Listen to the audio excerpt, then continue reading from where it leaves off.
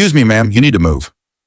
Jasmine Harper sat stunned, the words hanging heavy in the air of the business class cabin.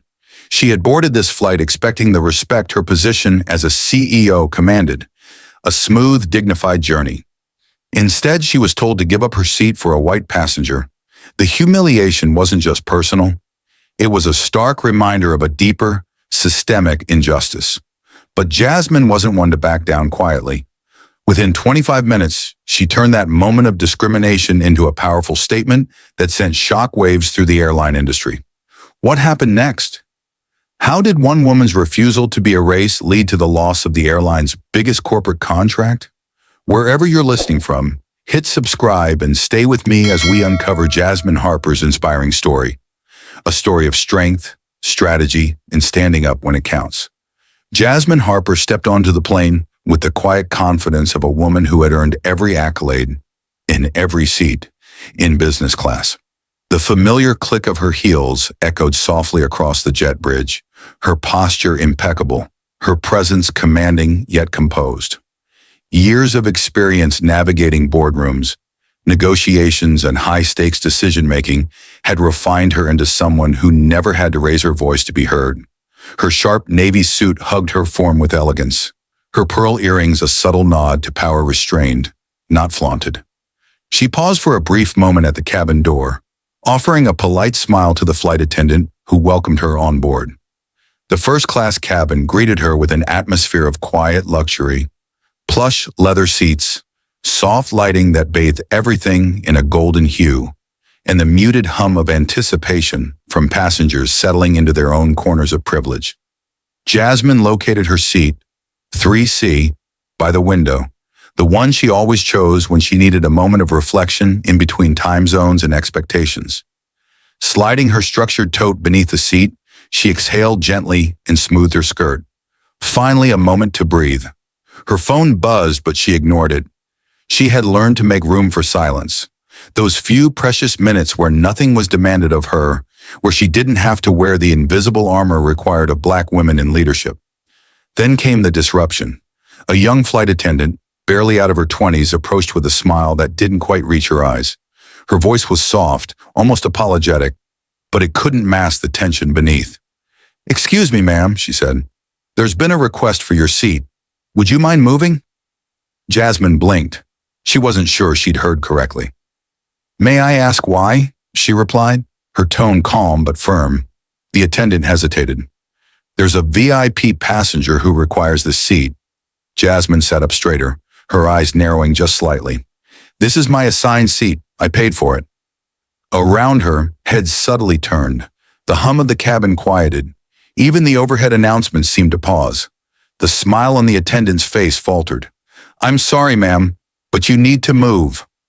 Jasmine felt it, not just the injustice, but the implication behind it. The unspoken message that somehow, even here, even now, she didn't belong. It wasn't about the seat. It was worth, visibility, dignity. She had been through worse. She had walked into rooms where people assumed she was the assistant, the caterer, anything but the CEO. She had sat through meetings where men spoke over her, only to repeat her ideas minutes later. But something about this moment, the sterile civility of it, struck a deeper nerve. "No," she said clearly. "I will not move." The air grew heavier. The attendant left and returned minutes later with the service manager, an older man with thinning hair and a clipped tone. "Ma'am, this is standard protocol. When we have VIP reassignments, passengers cooperate." "I'm not just a passenger," Jasmine replied, her voice low but resolute. "I'm a paying customer, and this is my seat." He leaned in, voice firm. "You must move." "I won't," she repeated.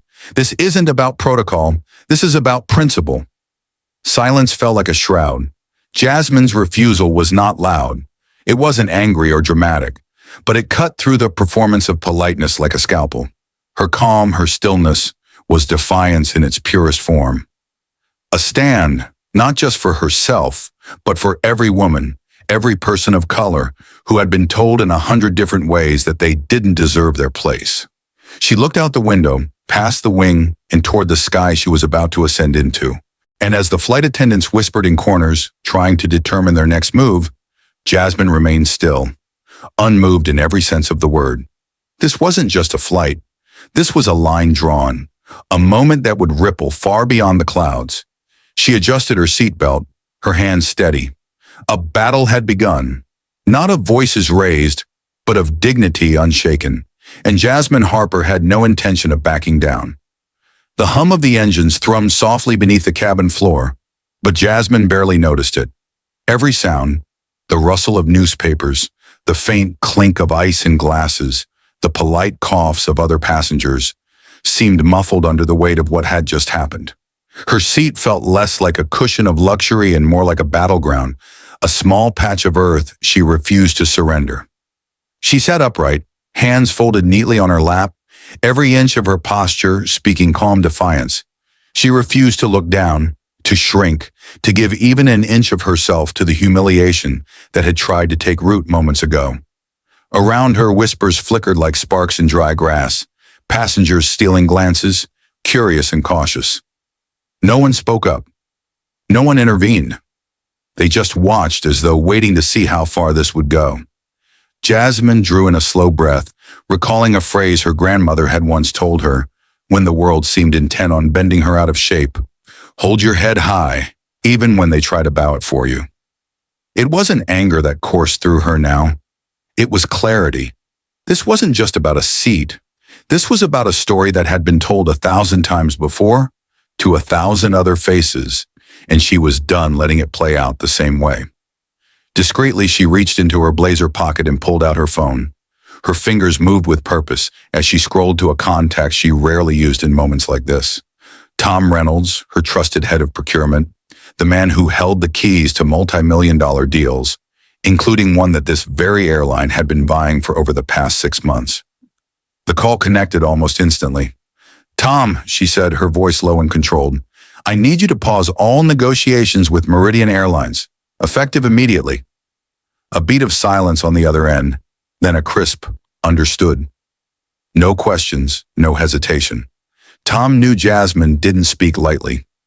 Back at her company's headquarters, a storm began to brew. Phones lit up, emails fired off. The massive deal that had promised Meridian Airlines prestige and revenue suddenly hung by a thread. Jasmine had just pulled the first lever in what would become a seismic shift, a quiet but undeniable show of power. Meanwhile, the flight attendants, now aware that their actions were under scrutiny, exchanged uneasy glances. The young woman who had first asked Jasmine to move avoided her eyes completely, retreating to the galley with stiff shoulders. The lead flight attendant lingered near the cockpit, her posture betraying uncertainty. They could feel it. Something about this passenger was different. This wasn't going to fade with time or apologies mumbled over the intercom. Jasmine remained composed, scrolling through emails on her phone as though nothing had happened, her very stillness a challenge to the injustice that had dared to touch her. She knew this moment wasn't about theatrics. It was about intention. It was about showing every person watching, from row 1 to row 12, that there is power in refusing to be erased. When the lead flight attendant finally approached again, Jasmine met her gaze, calm but unflinching. "I expect respect," she said softly, every syllable a deliberate strike. "Not just for me, but for every passenger who walks through this cabin door."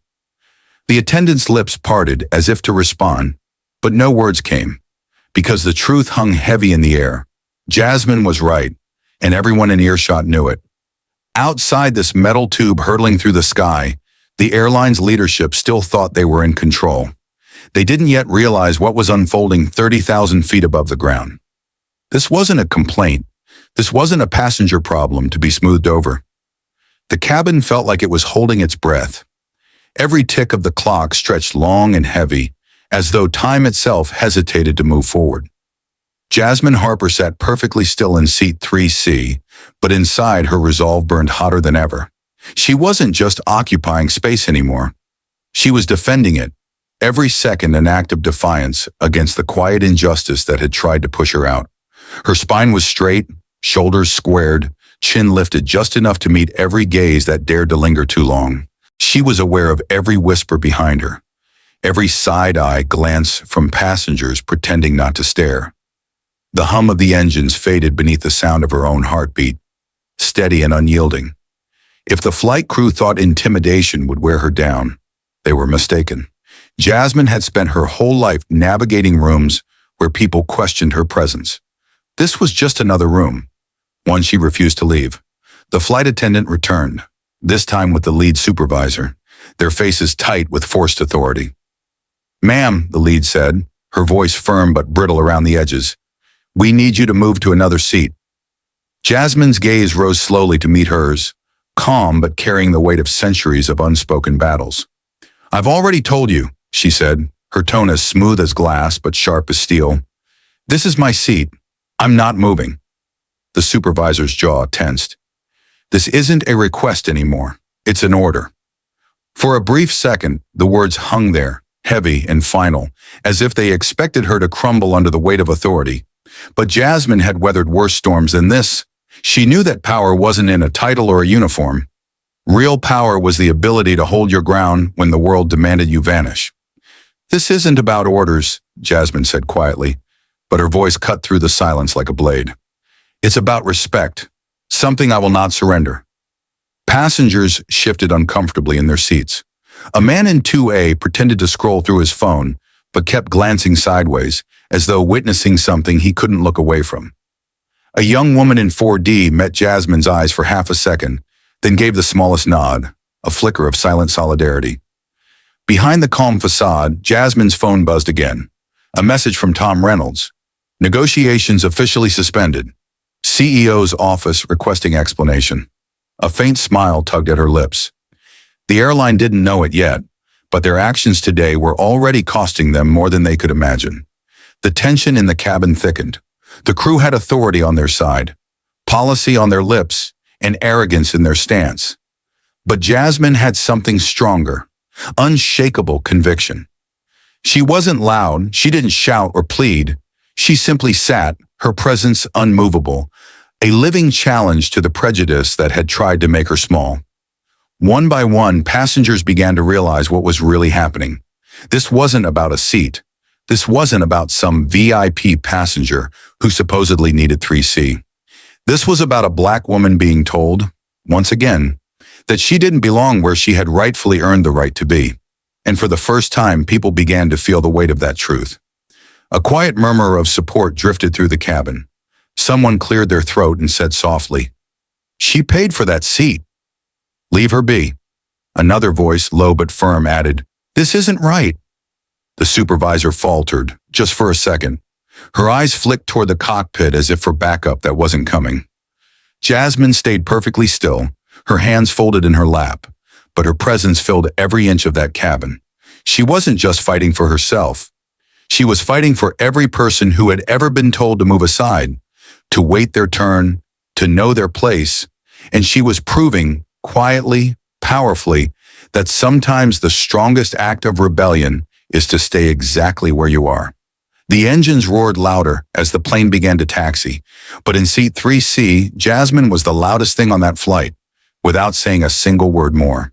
The plane hummed softly as it cut through the sky, but inside Jasmine Harper's mind, a storm was gathering momentum. She sat perfectly still in 3C, every breath deliberate, every second sharpening her resolve. The flight attendants had retreated for now, their faces a mix of confusion and quiet hostility. But Jasmine knew this was far from over. What they saw as a small inconvenience was, in truth, a crack in the entire system. And cracks only widened when you pressed on them. Back on the ground, Tom Reynolds was already moving like a man on fire.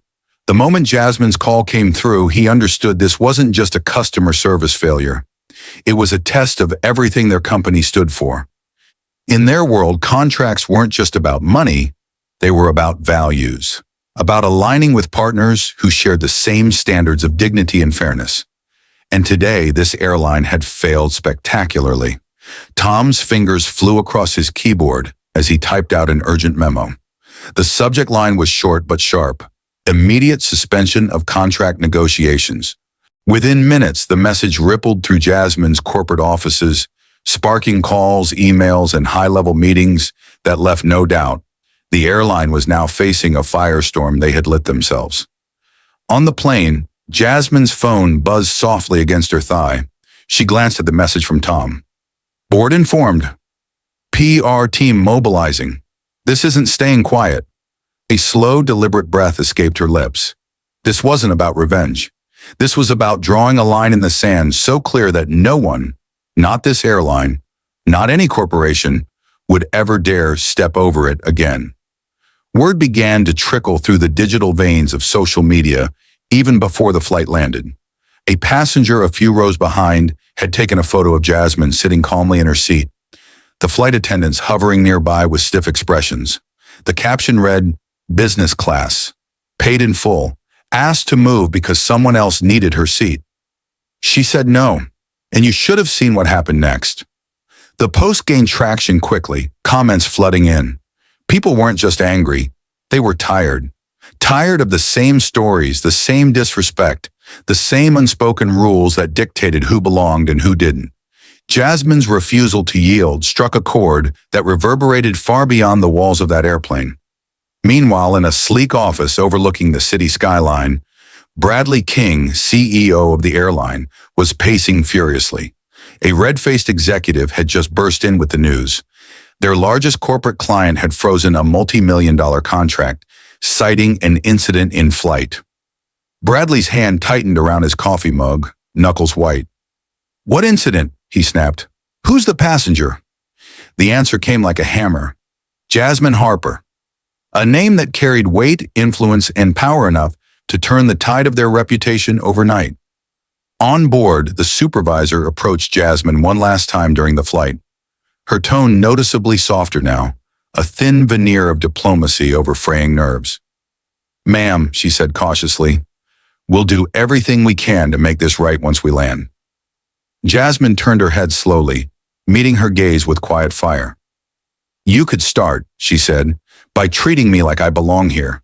Because I do." The words weren't loud, but they struck harder than any shout could. A murmur of agreement passed through the nearby seats, passengers shifting uncomfortably as the reality of what they had witnessed settled in. By the time the wheels touched the runway, the situation had evolved far beyond a seat dispute. Emails were flying between law firms, hashtags were climbing trending lists, and news outlets were already drafting headlines. Bradley King's team prepared for damage control, but they had no idea how much damage was yet to come. Because Jasmine Harper wasn't just a CEO on a flight. She was a force, and this quiet act of resistance had just set the entire airline industry on notice. As she gathered her bag and waited for the cabin doors to open, Jasmine glanced once more at the text from Tom. This isn't just a flight anymore. This is a reckoning. She slipped the phone back into her bag, stood tall, and thought, good. Let it be. The morning after Flight 427 touched down, the world wasn't the same. It didn't feel like a headline moment at first. Just a few late-night posts, a trickle of shares, a handful of comments from passengers still reeling from what they had witnessed. But like a single stone dropped into a still pond, Jasmine Harper's refusal to move sent ripples that reached far beyond that cramped cabin at 35,000 feet. The first post to go viral came from a young journalist who had been sitting just 2 rows behind Jasmine. A grainy photo showed her, poised and calm, seated with quiet dignity, while 2 flight attendants hovered nearby. The caption read, "This woman refused to give up her paid seat in business class when asked to move for someone more important. Watching her stand her ground was the most powerful thing I've ever seen on a flight." Within hours, the post was everywhere. Retweets, shares, duets, hashtags. It spread like wildfire. Shashka respect for Jasmine trended in under 3 hours. Airline accountability soon followed. Online forums lit up, flooded with personal stories from people who had experienced the same quiet sting of discrimination while traveling. One post read, "I've been told to move before. I didn't have the courage to say no. Watching Jasmine do it feels like justice for all of us." Mainstream media couldn't ignore it. By dawn, every major news outlet had picked up the story. Morning shows replayed the blurry photo and invited aviation experts to comment on what had gone wrong. Talk shows debated whether this was a symptom of deeper systemic bias in the airline industry. Op-eds demanded change, not just apologies. Overnight, Jasmine had become more than a CEO on a flight. She was a symbol of resistance, of quiet but unshakable strength. Inside the airline's headquarters, chaos reigned. Bradley King barked orders as his exhausted PR team scrambled to craft a statement that would stop the bleeding. "We regret the misunderstanding," the first draft read. Bradley ripped it apart. "This isn't a misunderstanding," he snapped. "This is a disaster. Our phones are blowing up. Clients are canceling. Investors want answers." Indeed, they did. Several corporate partners announced they were reassessing their contracts with the airline, unwilling to be associated with a company accused of blatant bias. Stock prices dipped overnight, and the board of directors called an emergency meeting before sunrise. Meanwhile, Jasmine's own company felt a different energy, a surge of pride, solidarity, and purpose. Employees flooded her inbox with messages of support. One wrote, "You showed us what it means to lead with courage.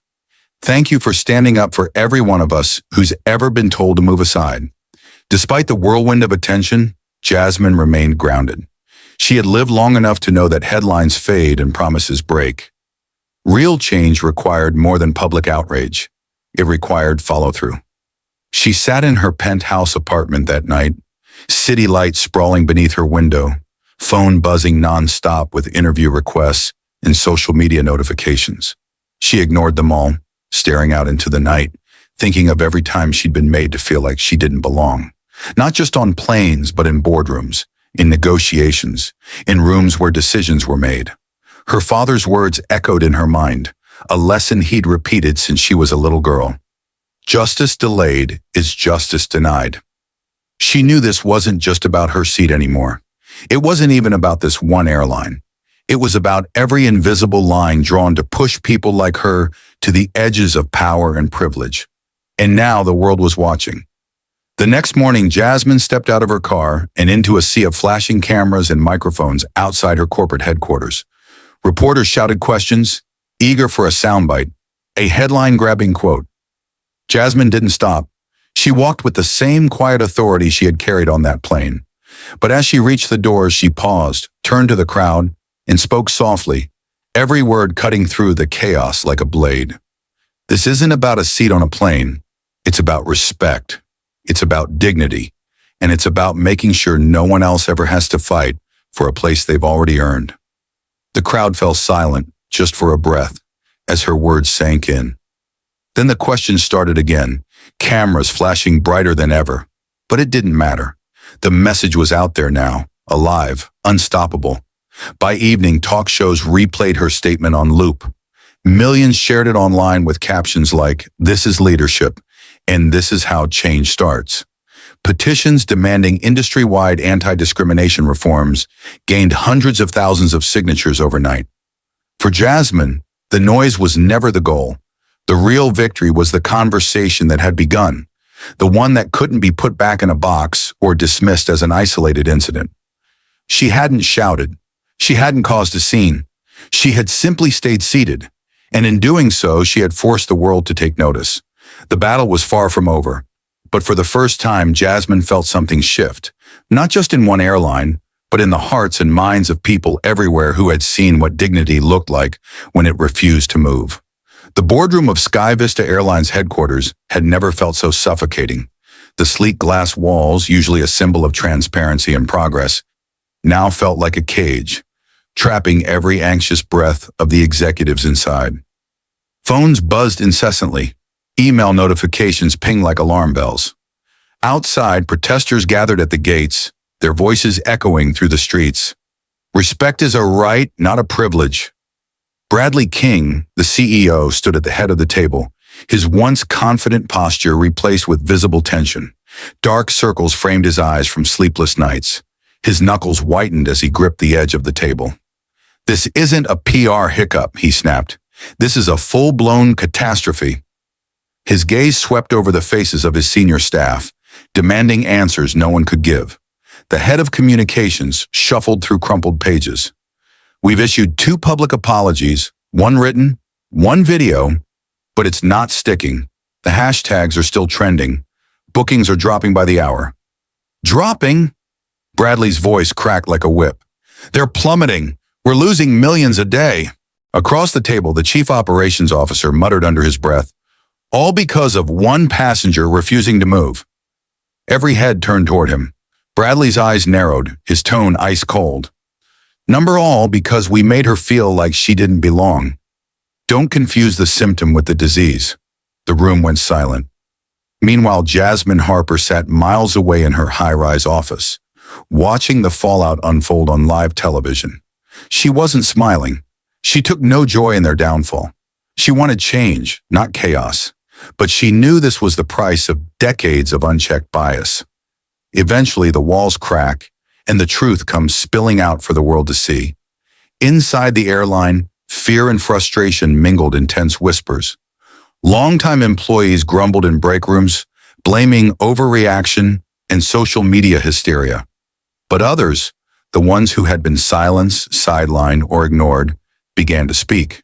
Flight attendants shared stories of discriminatory practices that had been swept under the rug for years. Pilots quietly admitted they'd seen bias in promotions and scheduling.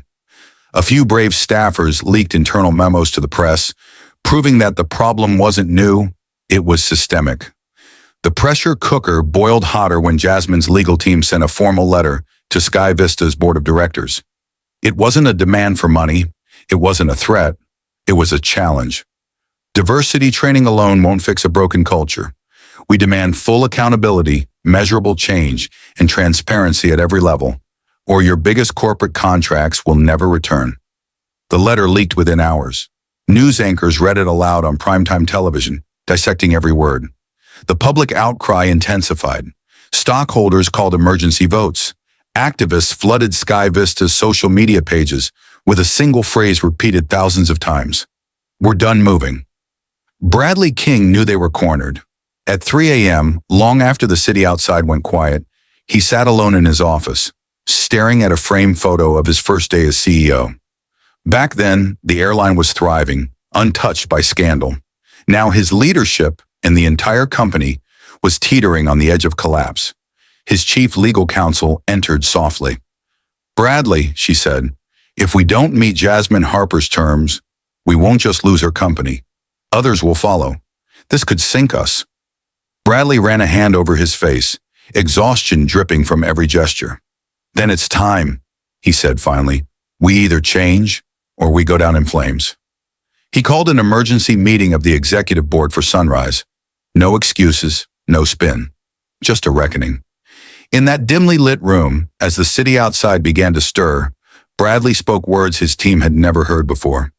We can't PR our way out of this. We can't buy silence anymore. We change, really change, or Sky Vista won't survive. For some in the room, those words felt like betrayal of the old ways. But for others, they felt like the first glimmer of hope. And miles away, Jasmine received the late-night email from Tom Reynolds. They're cracking, Jazz. The walls are falling. They know they can't hide anymore. Jasmine leaned back in her chair, exhaustion tugging at her, but resolve burning brighter than ever. This wasn't victory, not yet, but it was proof that truth, persistence, and quiet power could shake even the strongest walls built on injustice. The sun had barely risen when Jasmine Harper walked into the Sky Vista headquarters. The morning light spilled through the glass facade of the building, but it did nothing to soften the tension inside. The entire executive team was assembled, sitting stiffly in high-back leather chairs, their faces pale under the weight of what was coming. Jasmine entered the boardroom without fanfare, dressed in a crisp navy suit that spoke of quiet authority. She wasn't here for theatrics or public relations soundbites. She was here for truth. As she set her leather folder on the polished table, every eye followed her, some defiant, some nervous, a few hopeful. Bradley King, the CEO, cleared his throat. His usual booming presence had shrunk to something smaller, humbled by the storm of the past few weeks. Ms. Harper, he began carefully, thank you for meeting with us. Jasmine raised a hand gently, stopping him mid-sentence. I'm not here for apologies, she said, her voice calm but carrying the weight of a gavel. We've heard them. The world has heard them. Words are easy. Change is not. That's why I'm here. She opened her folder, revealing a detailed document, pages marked with tabs and notes. These, she said, sliding copies to each executive, are the conditions for any future partnership with my company or any other corporation that demands accountability. Her tone sharpened as she laid them out, one by one, like stakes driven into the ground. Independent review and reform of hiring and promotion practices. Bias doesn't vanish with slogans. We want an external third-party audit of your employment systems. Real data, real transparency, made public. Mandatory sensitivity and anti-bias training.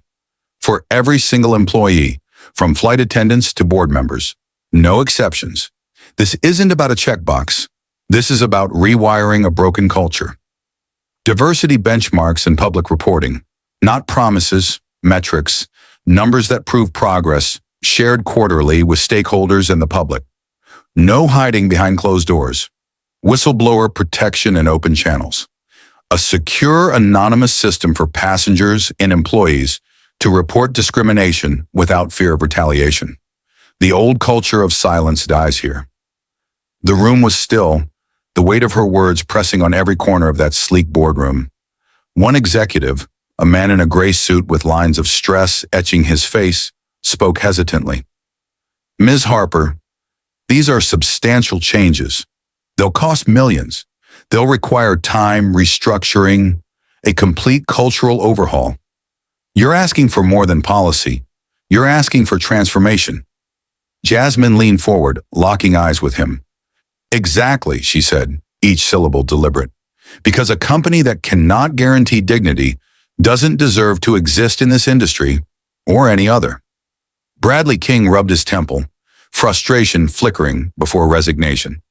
You're asking us to tear down walls we've built for decades, he muttered. Jasmine didn't flinch. Then tear them down, and this time rebuild with windows. The room fell silent. No one dared move. No one dared challenge her. Bradley finally exhaled a long, shaky breath. If we do this, if we agree, will your company reinstate the contract? Jasmine leaned back, crossing her arms.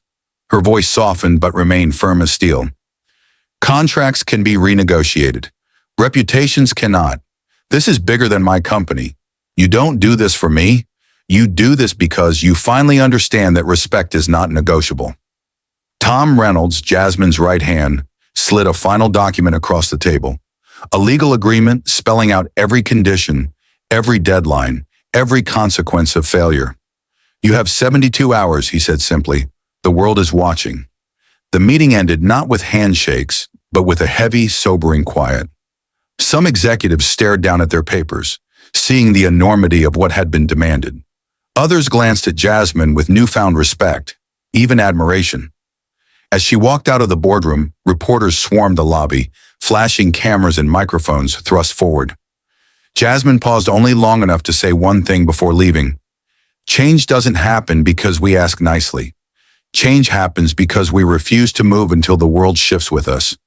And with that, she stepped into the waiting car, knowing she had just drawn a line in the sand that the entire industry would feel for years to come. The morning sun streamed through the towering glass walls of Skyvista's headquarters, illuminating a company on the edge of transformation. The world outside buzzed with praise for Jasmine Harper's bold stand. Headlines called her a trailblazer. Hashtags trended globally, and passengers spoke of hope for a fairer future in the skies. But inside the airline's walls, the air was thick, not with celebration, but with tension. Change had been demanded, and not everyone was ready to face it. Jasmine arrived early that day, escorted to the top floor for another round of high-stakes meetings. She carried no anger in her stride, only determination. She knew what lay ahead. Change didn't crumble old walls overnight. It chipped at them, brick by stubborn brick. In the HR department, whispers floated like smoke. Longtime employees, used to the old ways, clung to familiarity like a life raft. This is going too far, muttered one veteran flight coordinator. We've been doing things this way for decades. Suddenly, we're the bad guys. Another chimed in quietly. What if this is just for show? What if nothing really changes? These doubts weren't confined to hallways. They reached the executive suites too. During a private leadership meeting, one senior manager leaned back in his chair, arms crossed tight. "These demands from Harper, they're not just about policies," he said. "She's trying to rewrite who we are as a company." Across the table, another manager sighed. "Maybe that's the point," she replied softly, but her voice wavered, as though unsure whether she'd be punished for saying it aloud. Meanwhile, training sessions began rolling out across the airline. For some employees, they were a revelation. A young flight attendant named Claire sat in one session, listening intently to stories of passengers who had faced bias and mistreatment. When it ended, she whispered to her colleague, "I didn't realize how much people go through just to be treated like they belong. We have to do better." But in another corner of the room, a supervisor scoffed under his breath. "All this sensitivity stuff," he muttered to a coworker, "it's just corporate saving face. We'll go back to normal soon enough." These two voices, the hopeful and the resistant, echoed throughout the company. It was a tug of war for the airline's soul. Jasmine, aware of the undercurrents, refused to let doubt take root. Each evening, after marathon meetings with lawyers, executives, and auditors, she sent messages to allies within the airline. "Stay strong," one read. "Change takes time and courage. Don't let fear undo what we've started." Still, the resistance had teeth. Anonymous emails reached the press, accusing Jasmine of overreaching and using influence to strong-arm the airline. Old guard executives held quiet dinners after hours, plotting ways to water down the reforms once the public's outrage faded. One night, long past midnight, Jasmine sat alone in her hotel room, city lights glowing below. She rubbed her temples, exhaustion seeping into her bones. The enormity of what she was fighting threatened to crush her for just a moment. She glanced at her phone, scrolling through the countless messages of support from passengers, employees, strangers from around the world. One note from a young trainee pilot stopped her cold. "Because of you, I believe there's a future for people like me in this industry. Please don't give up." Jasmine read it twice, then whispered to herself, "Not now. Not ever." The next morning, she walked into the headquarters with her head high. In the grand atrium, employees watched as she passed. Some nodded quietly, a flicker of admiration in their eyes. Others looked away, clinging to a past that was slipping through their fingers. She paused outside the CEO's office, glancing at her reflection in the glass. Change, she reminded herself, doesn't ask permission. It demands persistence. And as she stepped inside, ready for another round of battles, Jasmine knew this. Every revolution faces resistance, but every brick of resistance removed builds the foundation for something greater. Weeks turned into months, and the storm that once raged inside Sky Vista's walls slowly began to change its tune. What started as resistance, sharp, defensive, and unyielding, began to soften, not because it wanted to, but because it couldn't stand unchanged against the quiet force of Jasmine Harper's resolve. She had learned long ago that leadership wasn't about quick wins. It was about planting seeds and tending to them daily, even when the ground seemed too hard for anything to grow. And that's exactly what she did. Every morning, Jasmine arrived early, walking the halls of the airline's headquarters before meetings began. She stopped to greet employees by name, to ask about their families, their experiences, their stories. At first, some hesitated to speak, unsure if the CEO was truly listening or simply passing time. But over days and weeks, walls began to crack. Stories poured out. Stories of passengers unfairly treated, employees passed over for promotions, good people punished for speaking up. Each story fueled her mission. Each voice reminded her why this battle mattered. Company-wide town halls became the heartbeat of change. At one meeting, the CEO of the airline, Bradley King, stood at the podium, his usual corporate polish stripped away. His eyes scanned the packed auditorium, filled with flight attendants, pilots, and staff who had seen too many promises fall flat before. "We've heard you," Bradley said, his voice quieter than anyone expected. "We've heard the passengers we failed. We've heard the people we silenced. And thanks to Ms. Harper, we're no longer pretending we can look the other way." For a long moment, the room was silent. Then a single clap broke the stillness. Then another. until the room erupted, not with thunderous applause, but with something deeper. A tentative, hopeful sound, like the first signs of dawn after a long night. Behind the scenes, the airline's policies began to shift. Hiring practices were rewritten, focusing on fairness and equity. Promotions once reserved for a select few were now open to those who had been overlooked for years. Training sessions went beyond ticking boxes, diving into hard truths about unconscious bias, systemic inequities, and the human cost of business as usual. Not everyone was convinced, not at first. Some employees rolled their eyes in sessions, muttering that this was just temporary. But others leaned in, their eyes wide, questions spilling out as they confronted truths they could no longer ignore. One afternoon, after a particularly intense workshop, a young flight attendant approached Jasmine in the hallway. Her hands trembled as she spoke. "Thank you," she said softly. "I've been here 3 years and never felt like my voice mattered. Today, it did. Because of you." Jasmine felt a lump in her throat, but she simply smiled and replied, "Your voice always mattered. Now and we're finally listening." Months later, the corporate contract that once hung in limbo was reinstated, not as a mere business transaction, but as a symbol of accountability. Every clause tied to measurable progress, every milestone a reminder that respect wasn't optional. When the announcement came, Jasmine stood in front of her team, her eyes scanning the faces of those who had fought beside her through sleepless nights, relentless scrutiny, and endless doubt. She thought of Harriet Tubman's words, "Every great dream begins with a dreamer." And Jasmine realized this dream wasn't hers alone anymore. It belonged to every passenger who deserved dignity, every employee who deserved fairness, every voice that refused to be silenced. The fight wasn't over. Change would always demand vigilance. But for the first time, Jasmine felt the tide turning, not through force, but through unwavering persistence. And as she left the office that night, city lights glittering against the dark sky, she whispered to herself, "This is just the beginning. We're building something that will outlive us all." The transformation of Sky Vista Airlines was not a miracle. It was a fight. It had taken months of relentless conversations, uncomfortable truths, and courageous stands to begin to unravel a culture that had been knotted tightly for decades. Yet as dawn broke over the city one crisp Monday morning, Jasmine Harper could feel something new in the air. She arrived at the headquarters earlier than usual, coffee in hand, the lobby unusually alive with energy. Employees who once avoided eye contact now greeted one another warmly. Conversations that used to hush in her presence now flowed freely. There was still work to do, of course, but something fundamental had shifted. Hope had moved in, and it wasn't leaving. Inside the main auditorium, hundreds of employees gathered for what was billed as the New Era meeting. The room buzzed with anticipation.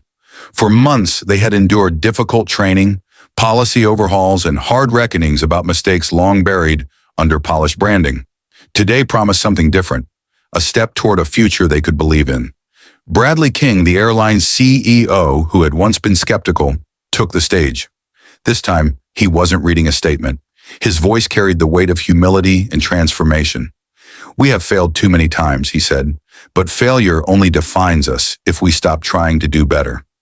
Today, Sky Vista begins its new chapter, not with words, but with action.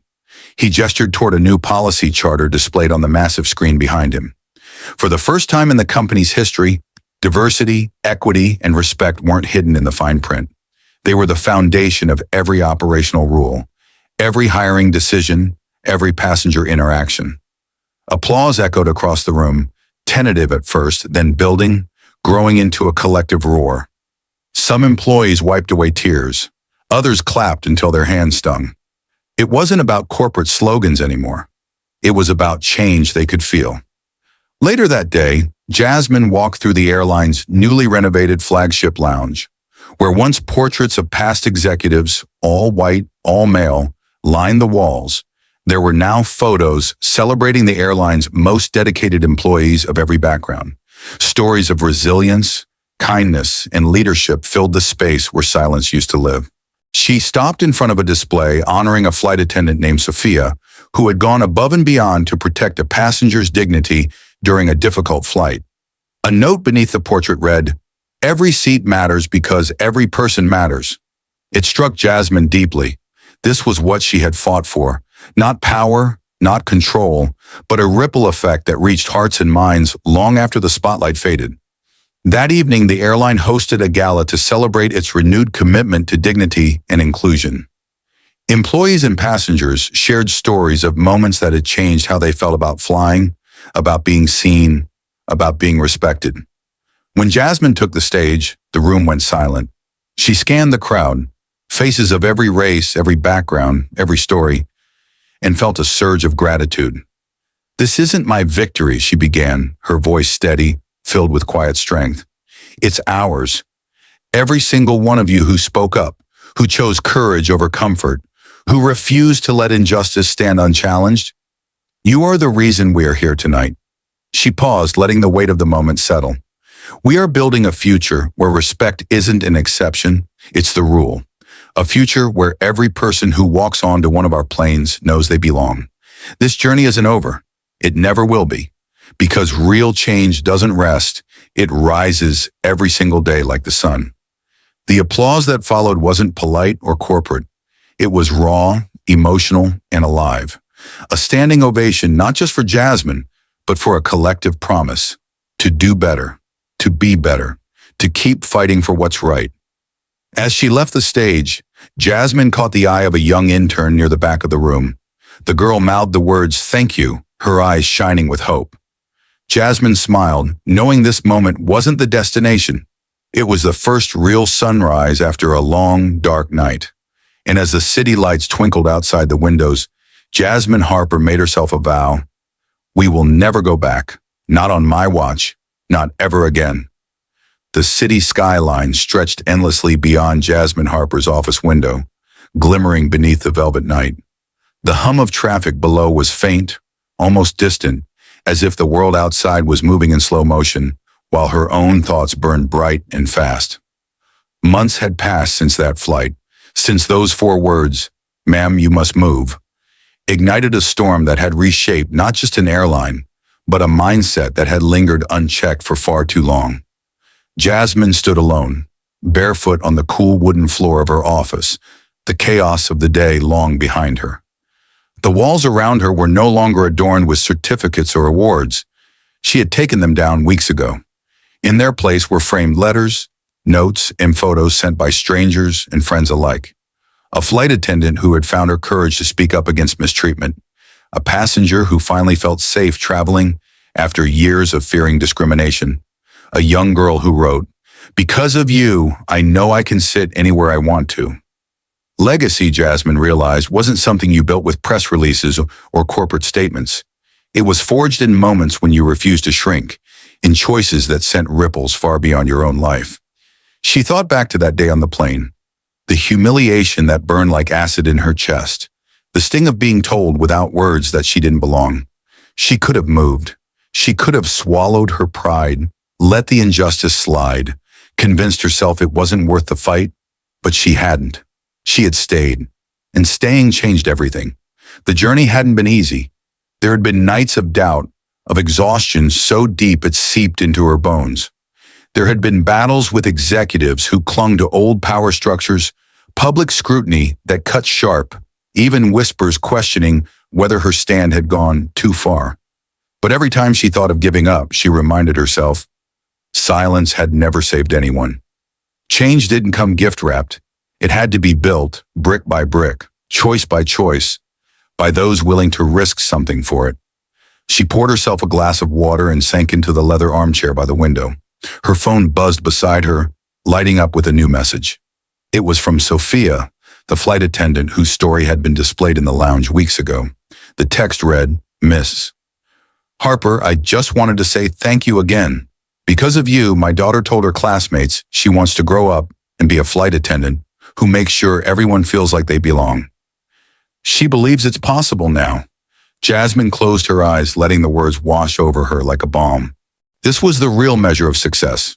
Not profits or partnerships, not headlines or accolades, but lives touched, perspectives shifted, a new world made possible for those who would come after. She thought of a quote Maya Angelou had once written, a line that had lived in her heart for years. I've learned that people will forget what you said, people will forget what you did, but people will never forget how you made them feel. That was it. That was the truth she wanted carved into her legacy. Not that she had won a battle with an airline, but that she had left behind a world where more people walked with dignity, heads held high, knowing they belonged exactly where they chose to stand or sit. Jasmine rose from her chair, walked to her desk, and opened a new document on her laptop. The title she typed was simple: Quiet Power, The Lessons We Leave Behind. It wouldn't be a book about her, it would be about everyone who had ever faced erasure and chose to stay visible. It would tell their stories, amplify their voices, and remind the world that courage doesn't always roar. Sometimes it simply refuses to move. She looked out once more at the city, lights flickering like promises in the dark. Somewhere out there, someone else was facing the same choice she had faced on that flight: to give in, to disappear, or to stand, even in silence, and demand to be seen. And Jasmine Harper knew, because of what had happened months ago, that person would not stand alone. She whispered to herself, a vow for every soul who had ever felt small in a space they had every right to fill. Your voice matters. Your dignity is non-negotiable. And sometimes the bravest, most world-changing thing you can do is simply stay. The words lingered in the air, unspoken yet eternal. This was her mark, her gift, her legacy. And as long as there were people willing to carry it forward, the ripple she started that day at 35,000 feet would never end.